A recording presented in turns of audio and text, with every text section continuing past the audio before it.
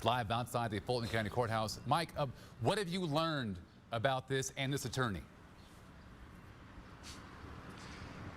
Fred, you can't make this stuff up. Another day, another incident.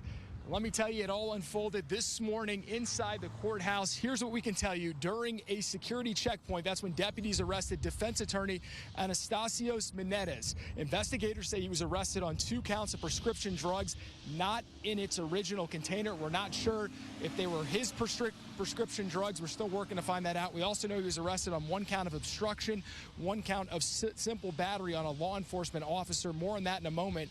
Now, first, another thing we want to discuss is we're getting an exclusive look at the body camera video from yesterday's incident involving Redalius Ryan. Investigators say Ryan came into court smelling like marijuana, and so as you can see with this body cam footage, they bring him in the back of the courtroom.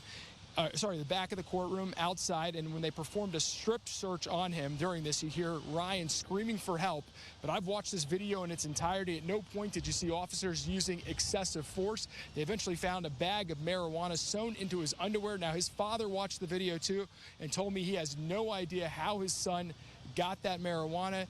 Now, back to that attorney who was arrested. Here's what the sheriff told me minutes after that arrest. We've created a secondary checkpoint because we've had problems over the last couple of weeks with contraband, with defendants ending up with contraband. So long story short is we've implemented some new security procedures, including a secondary checkpoint. And at that checkpoint, one of the attorneys had some contraband, as well as ended up throwing a cell phone at one of my captains.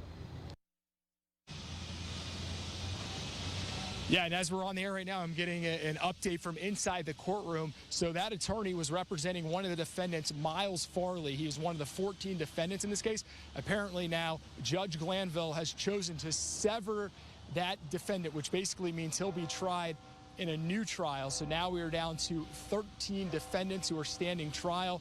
That includes, of course, hip-hop superstar Young Thug, whose real name is Jeffrey Williams. This has just been a wild trial, Fred.